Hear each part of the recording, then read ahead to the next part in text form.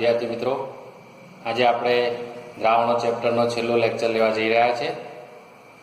આપણે want of અવયવ આય આ છેલ્લો ટોપિક બાકી છે, પરંતુ એ શીખતા પહેલાં આપણી પાસે બે વસ્તુ જાણવાની આવશ્યકતા છે. એમાં પહેલું છે કે વિદ્યુત અવિભાજ્ય પદાર્થ. વિદ્યુત અવિભાજ્ય પદાર્થ. તો વિદ્યુત અવિભાજ્ય પદાર્થ કોને કહેવાય? તો કે જે પદાર્થને પાણી આપણે દ્રાવક તરીકે લીધું છે, ઓગાળીએ તો અણુઓ સ્વરૂપે ઓગળે, એટલે કે આયનીકરણ થયેલું ન હોય. આયનીકરણ ન થાય. આયનીકરણ ન થાય એટલે શું? ધનાયન ઋણાયનમાં છૂટા ન પડે. તો તેવા પદાર્થને આપણે શું કહીએ છીએ? વિદ્યુત અવિભાજ્ય પદાર્થ કહીએ છીએ. એટલે કહેવાનો મતલબ શું કે જ્યારે દ્રાવણ બને ત્યારે દ્રાવ્ય કણોની સંખ્યામાં કોઈ ફેર પડતો નથી. એટલે કે દ્રાવ્ય કણોની સંખ્યા જેટલી છે એટલી ને એટલી જ રહે છે. જેટલી છે એટલી જ રહે છે. ટૂંકમાં કહી શકીએ તો કે સુયોજન કે વિયોજન થતું નથી. નથી સુયોજન થતું, નથી વિયોજન થતું. એ બે શબ્દોની આપણે હવે વાતો કરીએ છીએ. આવા ઉદાહરણો કયા કયા? તો કે તમામ કાર્બોહાઈડ્રેટ્સ, ગ્લુકોઝ છે, ફ્રુક્ટોઝ છે, સુક્રોઝ છે, એવી રીતે યુરિયા છે, આ બધા અણુઓ સ્વરૂપે ઓગળે, એમનું આયનીકરણ થતું નથી. એટલે સિમ્પલ વાત કરીએ તો આપણને સિમ્પલ ખબર છે કે 1 મોલ એટલે એવોગેડ્રો નંબર જેટલા અણુઓ. એટલે એમનો આણ્વીય દળ, ગ્લુકોઝનો આણ્વીય દળ 180 છે, સુક્રોઝનો 342 છે, પછી યુરિયાનો 60 ગ્રામ છે, ફ્રુક્ટોઝનો 180 છે. તો અહીંયા આણ્વીય દળ બરાબર શું કહેવાય? 1 મોલ જ કહેવાય. અને 1 મોલ કહેવાય એટલે એમાં અણુઓની સંખ્યા કેટલી હોય? એવોગેડ્રો નંબર જેટલી.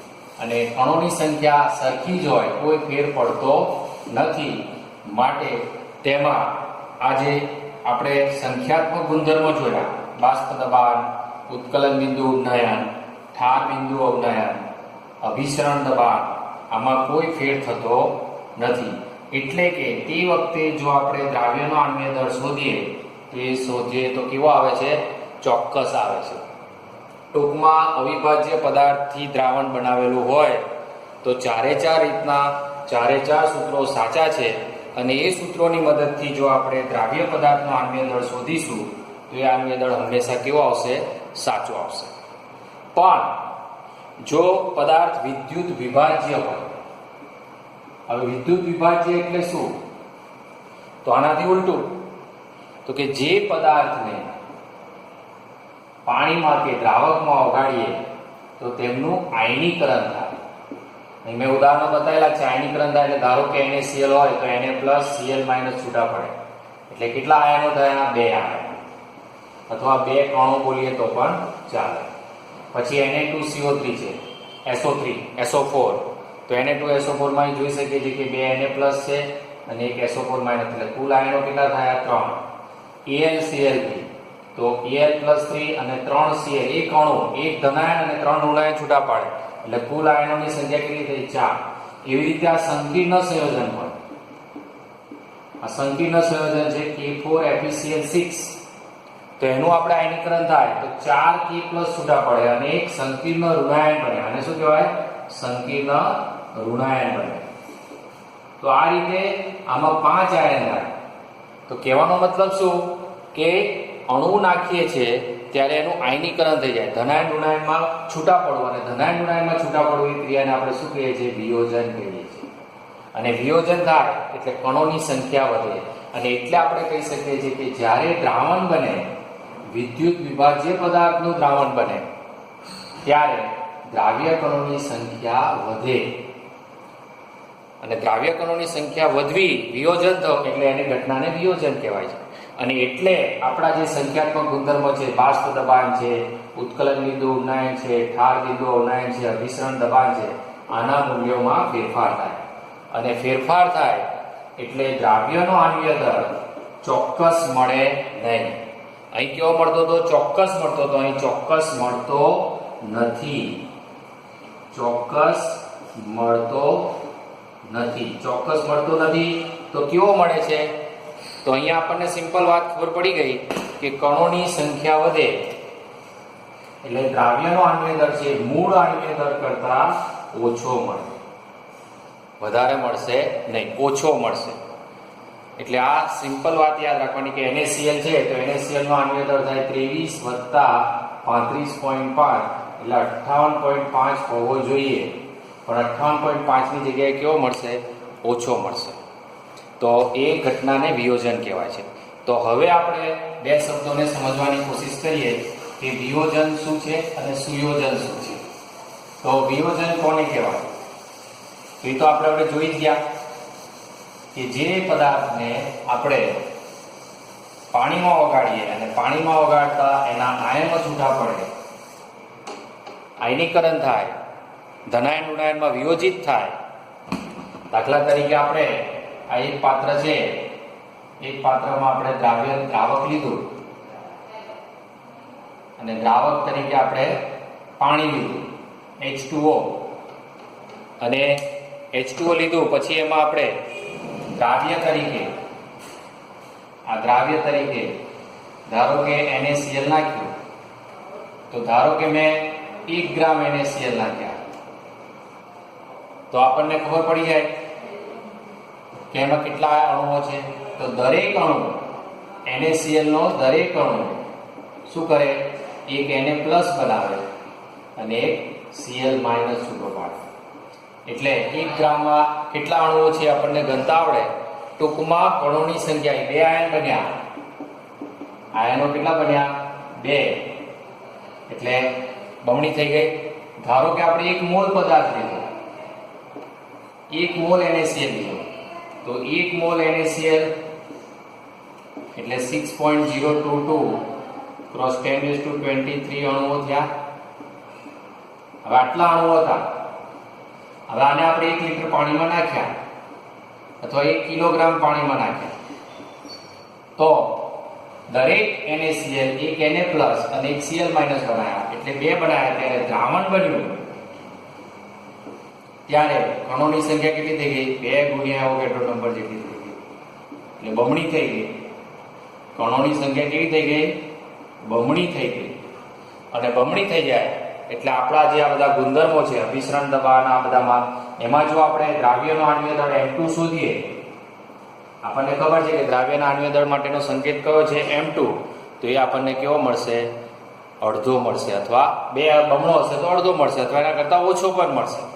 3 આયનો હશે તો ઓછો મળશે, 4 આયન હશે તો એનાથી ઓછો મળશે, 5 આયન હશે તો એનાથી ઓછો મળશે. કારણ કે જેમ જેમ કણોની સંખ્યા વધતી જાય તેમ મૂળ આણ્વીય દળ કરતાં દ્રાવ્યનો આણ્વીય દળ કેવો થતો જશે? ઓછો થતો જશે. એટલે આ એક આપણા મગજમાં ક્લિયર હોવું જોઈએ કે આપણો વિદ્યુત વિભાજ્ય પદાર્થ હશે તો હંમેશા આપણને વિયોજન થશે, અને વિયોજન થવાથી કણોની સંખ્યા વધશે. અને કણોની સંખ્યા વધે તો સિમ્પલ વાત છે કે કણોની સંખ્યા વધે એટલે આપણો જે મૂળ આણ્વીય દળ છે એ મૂળ આણ્વીય દળ કેવો થશે? ઓછો થશે. એટલે આ ખાસ યાદ રાખવાનું. અને આવું શોધનાર વૈજ્ઞાનિક કોણ હતો? વોન હોફ. એટલે એને વોન હોફ અવયવની શોધ કરી. હવે તે પહેલા બીજો એક શબ્દ આપણે સમજવાનો છે, સુયોજન. સુયોજન. ધારો કે મેં અહીંયા દ્રાવક તરીકે બેન્ઝીન લીધું છે. દ્રાવક તરીકે શું લીધું છે? બેન્ઝીન. હવે આપણને બધાને ખબર છે, તમારી બુક્સમાં પણ લખ્યું છે કે બેન્ઝીન એ ખૂબ નીચું ડાઇલેક્ટ્રિક અચળાંક ધરાવે છે.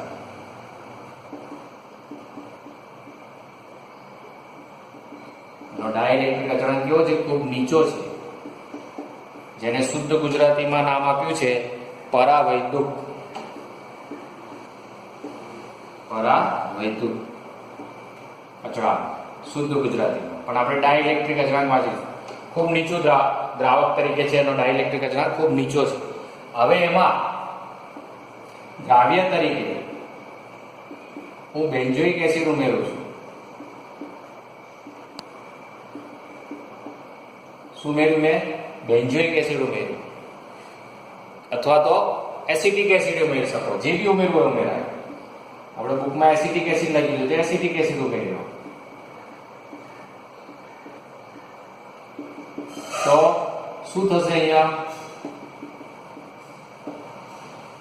તો કે એસિટિક એસિડ ઉમેરીશું અથવા બેન્ઝોઇક એસિડ ઉમેરીશું દ્રાવ્ય તરીકે, તો અહીંયા જ્યારે એ દ્રાવકમાં જાય છે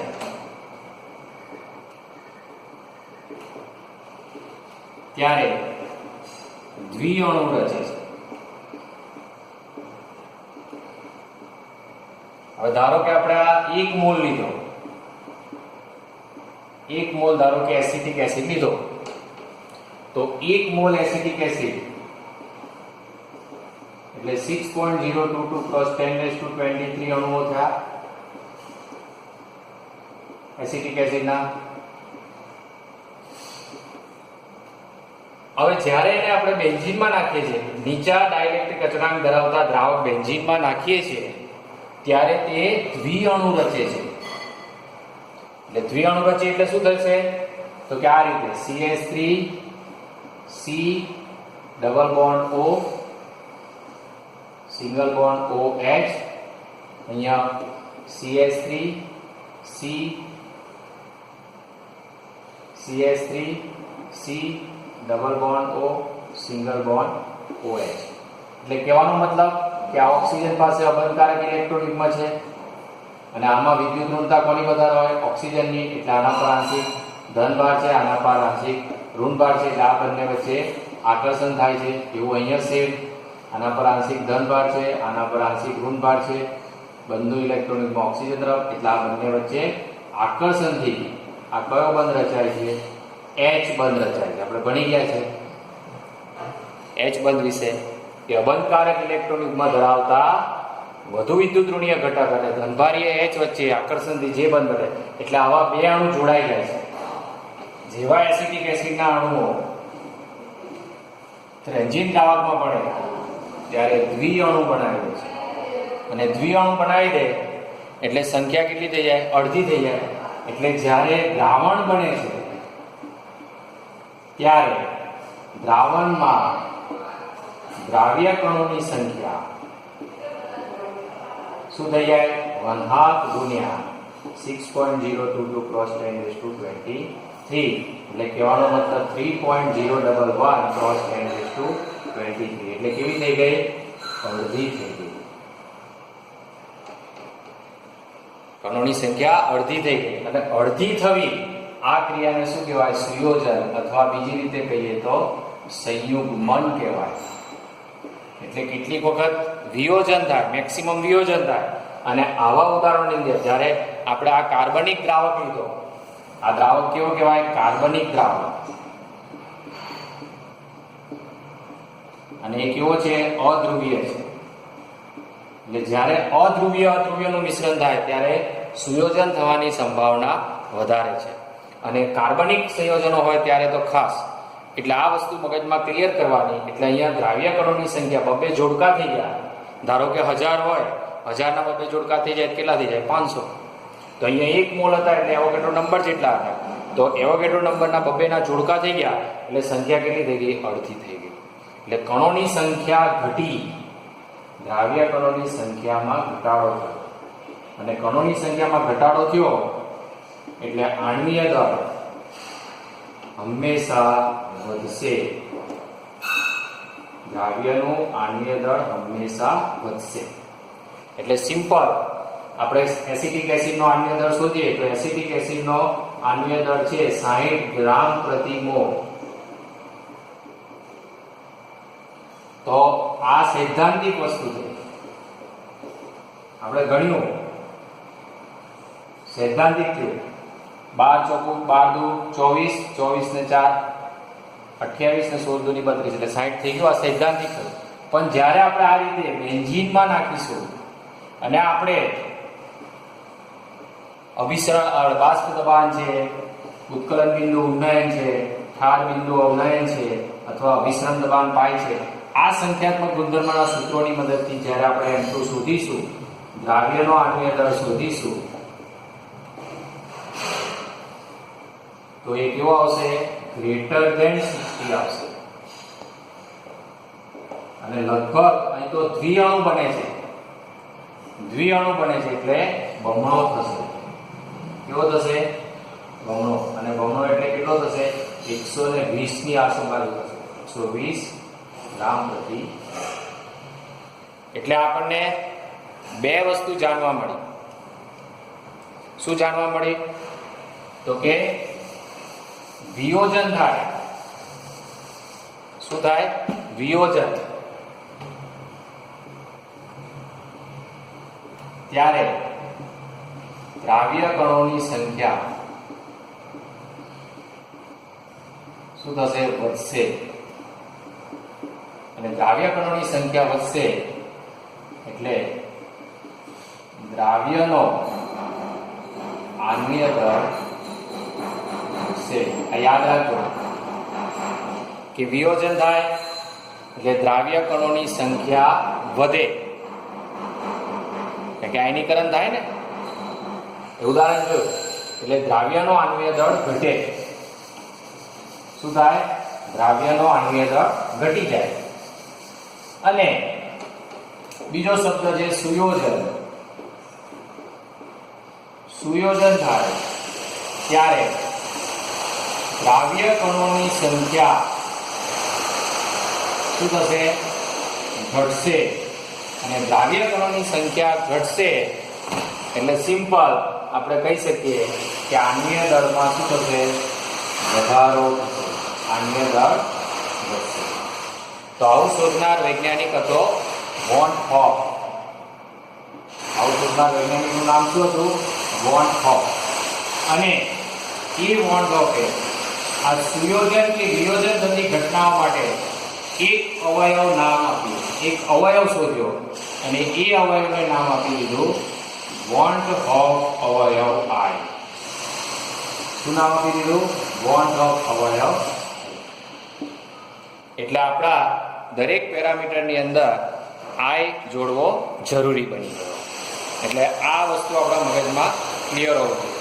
એટલે કહેવાનો મતલબ શું થયો કે સુયોજન કે વિયોજન જેવી ઘટનાઓ થાય, જેવી ઘટનાઓ દ્રાવણમાં જોવા મળે તો દ્રાવ્યનો આણ્વીય દળ સાચો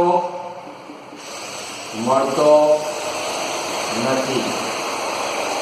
ફરીથી સુયોજન કે વિયોજન જેવી ઘટનાઓ દ્રાવણમાં જોવા મળે તો દ્રાવ્યનો આણ્વીય દળ સાચો મળતો નથી. અહીંયા આપણે જ વાત કરી ગયા કે જો વિયોજન થશે તો આણ્વીય દળ ઘટશે, સુયોજન થશે તો આણ્વીય દળ વધશે. તો હવે આવો જે આણ્વીય દળ મળે છે એ આણ્વીય દળનું નામ શું આપ્યું? અસામાન્ય આણ્વીય દળ. શું નામ આપ્યું? અસામાન્ય આણ્વીય દળ. એટલે આ આપણા મગજમાં ક્લિયર હોવું જોઈએ. અને આ ઘટનાનો અભ્યાસ કરનાર વૈજ્ઞાનિક કોણ હતો? વોન હોફ. એટલે એને જે અવયવ શોધ્યો એ અવયવને પોતાના નામ પરથી નામ શું આપ્યું? વોન હોફ અવયવ આઈ નામ આપવામાં આવ્યું છે. એટલે આ વાત આપણા મગજમાં ક્લિયર થઈ જવી જોઈએ. એટલે આના પરથી આપણા મગજમાં બે શબ્દો આવે છે કે વોન હોફ અવયવ આઈ કોને કહીશું. તો એના માટે જુદા જુદા આપણને સૂત્રો આપ્યા છે. એ સૂત્રો તમારી બુક્સમાં છે અને એનો આપણે ઉપયોગ કરતા શીખીશું, કારણ કે દાખલા ગણવામાં મદદરૂપ થશે. તો આઈ એટલે શું? તો સિમ્પલ વાત આપી છે કે સામાન્ય આણ્વીય દળ. આપણું જે રૂટીન છે તે સૈદ્ધાંતિક ગણીએ તે સામાન્ય આણ્વીય દળ, કૌંસમાં બોલીએ સૈદ્ધાંતિક, અને છેદમાં અસામાન્ય આણ્વીય દળ, જેને આપણે કહીએ છીએ પ્રાયોગિક. તો આ એક સૂત્ર થયું. એવું બીજું છે અવલોકન કરેલું અવલોકિત સંખ્યાત્મક ગુણધર્મ. અવલોકિત સંખ્યાત્મક ગુણધર્મ છેદમાં, જેમાં અસામાન્ય છે એવી રીતે પ્રયોગ કરીને ગણતરી કરેલ સંખ્યાત્મક ગુણધર્મ, ગણતરી કરેલ સંખ્યાત્મક ગુણધર્મ. અને ત્રીજું છે મોસ્ટ એમ બીજા આ સૂત્ર ખાસ યાદ રાખવાનું કે સુયોજન કે વિયોજન પછીના, સુયોજન થયું હોય કે વિયોજન આ ઘટના થઈ હોય પછીના કણોના મોલની સંખ્યા છેદમાં સુયોજન કે વિયોજન અગાઉના, સુયોજન કે વિયોજન અગાઉના કણોના મોલની સંખ્યા. એટલે આ બે સૂત્રો આપણને ખાસ ગણતરીમાં લેતા આવડવું જોઈએ કે આ એટલે શું, તો કે સામાન્ય આણ્વીય દળ એટલે કે સૈદ્ધાંતિક આણ્વીય દળ છેદમાં પ્રાયોગિક આણ્વીય દળ. બીજી રીતે બોલીએ તો અવલોકિત કરેલો સંખ્યાત્મક ગુણધર્મ અથવા ગણતરી કરીને પ્રાપ્ત કરેલો સંખ્યાત્મક ગુણધર્મ. અને ત્રીજી રીતે કહીએ તો કે સુયોજન વિયોજન પછી થઈ ગયા પછીના કણોની મોલની સંખ્યા અથવા અગાઉના મોલની સંખ્યા. એટલે કે જ્યારે પોતે દ્રાવ્ય તરીકે હોય ત્યારે અને આ દ્રાવણ બની જાય ત્યારે, આ દ્રાવ્ય તરીકે હોય ત્યારે અને પેલું દ્રાવણ બની જાય ત્યારે. તો આ વસ્તુ આપણા મગજમાં ખાસ ક્લિયર રહેવું જોઈએ. એટલે અહીંયા આપણને જાણવા મળ્યું કે જો સુયોજન થાય તો I નું મૂલ્ય કેવું મળે, વિયોજન થાય તો I નું મૂલ્ય કેવું મળે. તો સિમ્પલ આપણા મગજમાં ક્લિયર જ છે કે સુયોજન થાય તો I નું મૂલ્ય કેવું મળવું જોઈએ, લેસ ધેન 1. કેમ, તો કે આપણને ખબર છે કે સુયોજન થાય ત્યારે દ્રાવ્યનો આણ્વીય દળ કેવો મળશે, ઓછો મળશે. એટલે આપણો જે પ્રાયોગિક આણ્વીય દળ છે કેવો મળશે, ઓછો મળશે. અને સૈદ્ધાંતિક સૈદ્ધાંતિક આણ્વીય દળ આપણો વધારે છે. એટલે આ I લેસ ધેન 1 હશે અને બેનો ગુણાકાર કરશું તો આપણો જવાબ આવી જશે. અને વિયોજન થાય, સુયોજન થાય ત્યારે આપણો આણ્વીય દળ કેવો મળશે, વધારે મળશે. સુયોજન થાય અને વધારે મળશે એટલે આ વધારે હોય. ધારો કે સિમ્પલ સૈદ્ધાંતિક આણ્વીય દળ આપણું 60 છે અને આ વધારે મળે 120, એટલે અહીંયા I નું મૂલ્ય લેસ ધેન 1 હશે તો ઇક્વલમાં આવી જશે. સિમ્પલ શીખવા માટે કે સૈદ્ધાંતિક આણ્વીય દળ 60 છે, પ્રાયોગિક આણ્વીય દળ કેવો મળ્યો, વધારે, કારણ કે ઘટના કઈ થઈ, સુયોજન. એવી જ રીતે વિયોજન થાય તો I નું મૂલ્ય ગ્રેટર ધેન 1 મળશે. કારણ કે વિયોજન થાય ત્યારે દ્રાવ્યનો આણ્વીય દળ કેવો મળશે, ઓછો મળશે. એટલે સિમ્પલ આમાં જ જોઈએ આપણે કે ધારો કે આણ્વીય દળ સૈદ્ધાંતિક હતો 58.5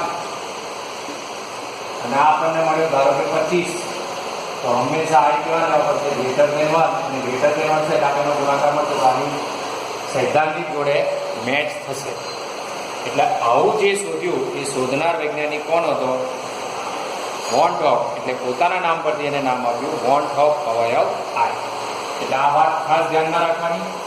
હવે આપણે એના સૂત્રો જોઈ લઈએ. તો વોન ટોપ અવયવે સુયોજન કે વિયોજન થતા દ્રાવ્ય માટે, સુયોજન કે વિયોજન થાય ત્યારે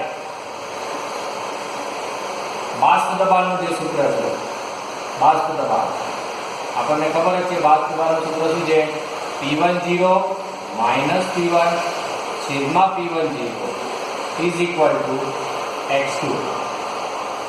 x2 એટલે શું, તો કે દ્રાવ્યનો મોલ અંશ. અને દ્રાવ્યનો મોલ અંશ એટલે શું, તો કે N2 છેદમાં N1 પ્લસ N2. અને અહીં આપણે શીખવાડેલું છે કે N1 less than N1 greater than N2 less than N1 છે. એટલે આ સૂત્ર આપણે શું લખી દઈએ કે N2 ના છેદમાં N1. અને આમાં એક ગુણાકારમાં મૂકી દીધું I, એટલે બધે જ I આવી ગયું. તો આ સૂત્રમાં સુધારો. પછી આપણું સૂત્ર છે ઉત્કલન બિંદુ ઉન્નયન. ઉત્કલન બિંદુ ઉન્નયન તો એમાં આપણે લખતા હતા કે delta TB is equal to KB into N. તો એમાં ગુણાકારમાં શું મૂકી દીધું? 1/2 અવયવ આર. એવી રીતે ઠાર બિંદુ અવનયન, તો એમાં આપણું સૂત્ર છે delta TF is equal to KF into M. તેમાં શું મૂકી દીધું? આઈ. એટલે દરેક જગ્યાએ આઈને ઇન્વોલ્વ કર્યો. પણ ક્યારે આ સૂત્ર વાપરવાનું? કે જો સુયોજન કે વિયોજન થાય તો. એવી રીતે અભિસરણ દબાણ, તો અભિસરણ દબાણનું સૂત્ર પણ આપણને ખબર છે કે અભિસરણ દબાણ pi is equal to WRT by mg. તો અહીંયા પણ સૂત્રમાં શું મૂકી દીધું? એટલે દરેક ગણતરીના સૂત્રમાં સુયોજન કે વિયોજન જેવી ઘટનાઓ થાય ત્યારે આઈ મૂક્યા કોને? વોન હોફે. એટલે વોન હોફે ખૂબ અગત્યનું કામ કર્યું કે જ્યારે પણ કોઈ પણ દ્રાવ્ય સુયોજિત થતો હોય કે વિયોજિત થતો હોય ત્યારે કણોની સંખ્યામાં ફેરફાર થાય એટલે સાચા આણ્વીય દળ મળતા નથી, અને સાચા આણ્વીય દળ મળે એટલા માટે દરેક સૂત્રની અંદર શું મૂક્યું છે? આઈ મૂક્યા છે. તો એ આપણા મગજમાં ક્લિયર હોવું જોઈએ. હવે આપણે એક એક્ઝામ્પલ લઈએ છીએ. એ એક્ઝામ્પલને સમજવાની કોશિશ કરીશું. આપણો જે કોયડો નંબર છે 2.12. કોયડો 2.12. હવે 2.12 માં શું કહે છે? તો કે 25 ગ્રામ બેન્ઝીનમાં, શબ્દો સમજો, 25 ગ્રામ બેન્ઝીન. ઉદાહરણો યાદ હશે તો દાખલા ઈઝી આવશે. 2 ગ્રામ બેન્ઝોઇક એસિડ, 2 ગ્રામ બેન્ઝોઇક એસિડ. તો સિમ્પલ આપણને ખબર પડી ગઈ કે આ તમારું શું છે? દ્રાવક છે, અને આ તમારું શું છે? દ્રાવ્ય છે. એટલે આ વજનને આપણે સંકેત શું આપીશું? W1, અને આને સંકેત શું આપીશું? W2. અને હવે સિમ્પલ વાત ખબર પડી ગઈ કે દ્રાવક તરીકે કોણ છે? બેન્ઝીન છે, અને એમાં દ્રાવ્ય તરીકે આપણે બેન્ઝોઇક એસિડ એડ કરીએ છીએ. એટલે આનો ડાઇલેક્ટ્રિક અચળાંક કેવો છે? ઓછો છે. સિમ્પલ દ્વિઅણુ બનવાનો, એટલે અહીંયા દ્વિઅણુની રચના થાય. એટલે અહીંયા કઈ ઘટના થઈ? બોલો, કઈ ઘટના થઈ? સુયોજન થયું. શું થયું? સુયોજન થયું. અને સુયોજન થશે એટલે શું થશે? દ્રાવ્ય કણોની સંખ્યા જે મૂળ સંખ્યા છે એના કરતા કેવી થઈ જશે? અડધી થઈ જશે. એટલે આ થિયરી યાદ આવવી જોઈએ. આટલું વાંચતામાં, એક જ વાક્ય વાંચતામાં થિયરી યાદ આવી જોઈએ કે બેન્ઝીન અને બેન્ઝોઇક એસિડ છે એટલે સિમ્પલ શું થાય? સુયોજન થાય. અને સુયોજન થાય એટલે દ્વિઅણુ બનાવે. આપણે હવે જોયું. અને દ્વિઅણુ બનાવે એટલે દ્રાવ્ય કણોની 2 અણુ બન્યા તો અડધી થઈ જાય, 3 અણુ ભેગા થાય તો ત્રીજા ભાગની થઈ જાય, 4 અણુ ભેગા થાય તો અડધાની અડધી થઈ જાય, ચોથા ભાગની થઈ જાય. એટલે સુયોજન થયું એટલે કણોની સંખ્યા ઘટશે. અને અહીં તો દ્વિઅણુ છે એટલે ખબર પડી ગઈ કે અડધી થશે. હવે આગળ લખ્યું છે કે બેન્ઝોઇક એસિડ, આ બેન્ઝોઇક એસિડ છે એનું ઠાર બિંદુ અવનયન આપેલું છે. ઠાર બિંદુ અવનયન ડેલ્ટા ટીએફ કેટલું આપેલું છે? 1.62 કેલ્વિન આપેલું. 1.62 કેલ્વિન. બેન્ઝીન માટે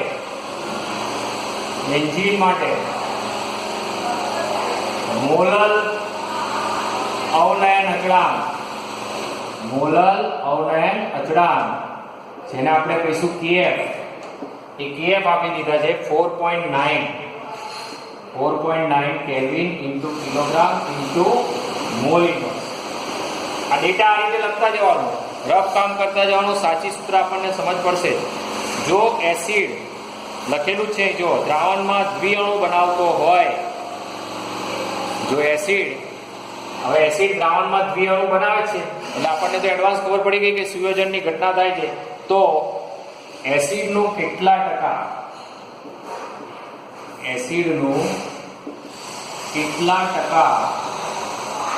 સુયોજન થયું હશે, આવો પ્રશ્ન આપણને પૂછ્યો છે.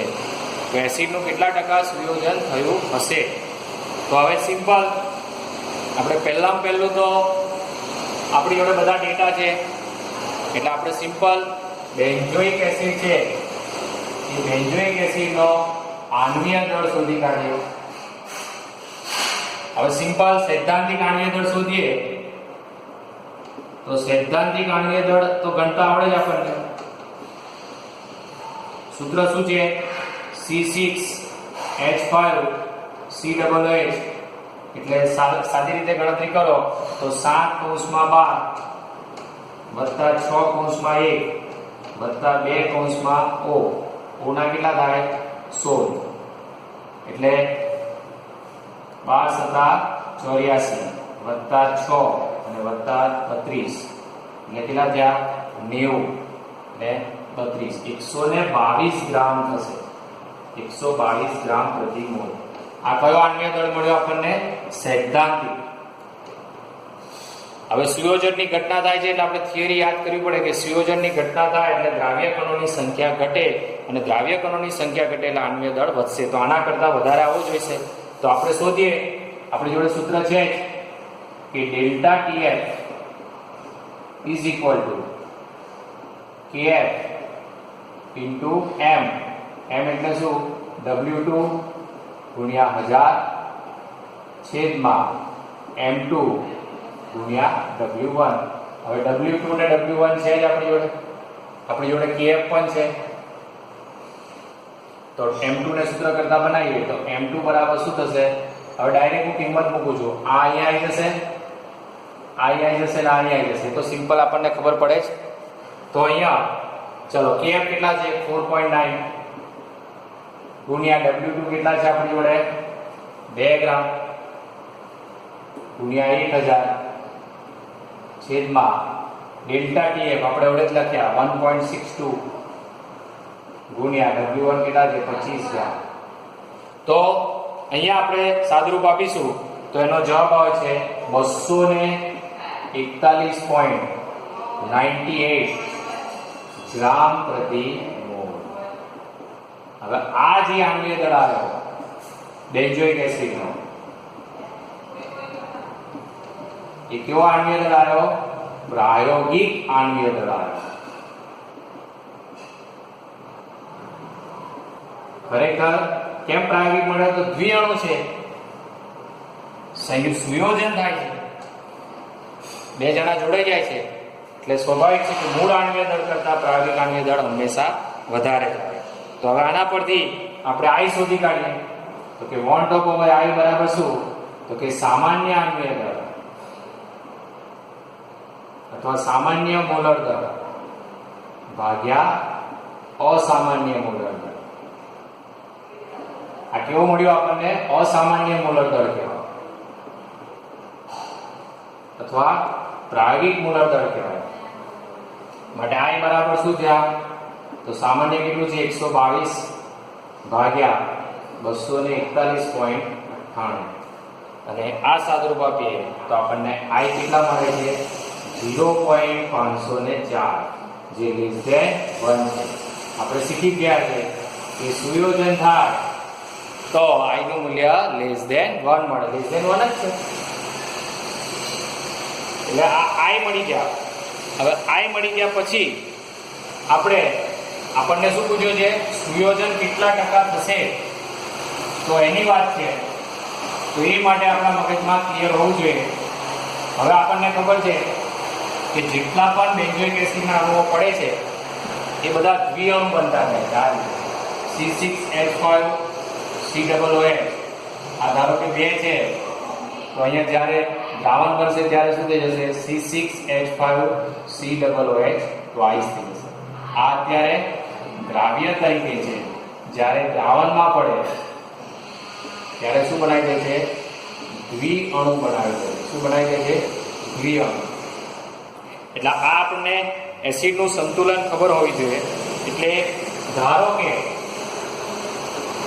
દ્રાવ્યનો સુયોજન અંશ આપણે ગણીએ છીએ કેટલો x આ ધારણા કરી છે. તો સંતુલન સમયે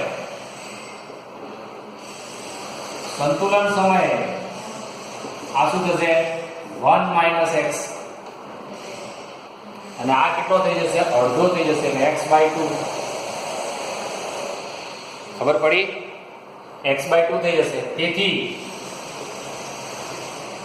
સુયોજન પછીના કણોના કુલ મોલ શું થશે 1 - x પ્લસ x/2 એટલે એકમાંથી અડધો બાદ થશે એટલે આપણો સિમ્પલ જવાબ શું આવશે 1 - x/2 થશે 1 - x/2 આ ખબર પડી. આ અડધો છે x/2 અને આ x છે એટલે એક બાદ નીકળી જાય x/2 નીકળી જાય એટલે સિમ્પલ આવું કરી શકાય. તો અહીંયા લખું 1 - આ કૌંસમાં x/2 પ્લસ x/2 x થઈ ગયા પ્લસ x/2. હવે આ કૌંસને છોડું તો 1 - x/2 minus x/2 plus x/2 એટલે એક x/2 પ્લસ ને માઇનસ ઉડી ગયા એટલે આપણને જવાબ શું મળી ગયો 1 - x/2. આ સિમ્પલ આપણને વ્યવહારુ ખબર હોવી જોઈએ. હવે આપણે i નું સૂત્ર ભણી ગયા છે કે i બરાબર શું તો કે સુયોજન પછીના કુલ મોલ છેદમાં સુયોજન અગાઉના મોલ.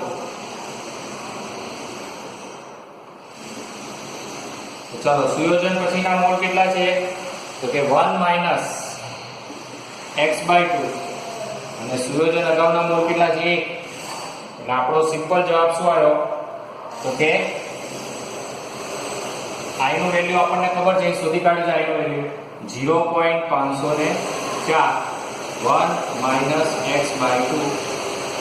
હવે x/2 ને સૂત્ર કરતા બનાવીએ તો x/2 = 1 આને આ બાજુ લઈ ગયા અને આ બાજુ 1 - 0.504 અને 1 - 0.504 એટલે x/2 = 0.496 અને માટે x બરાબર 2 × 0.496 માટે x બરાબર ત્યાં 0.992 અને 0.992 ઇન્ટુ આપણે 100 કરી દઈએ તો આપણો જવાબ થાય 99.2% બેન્ઝોઇક એસિડ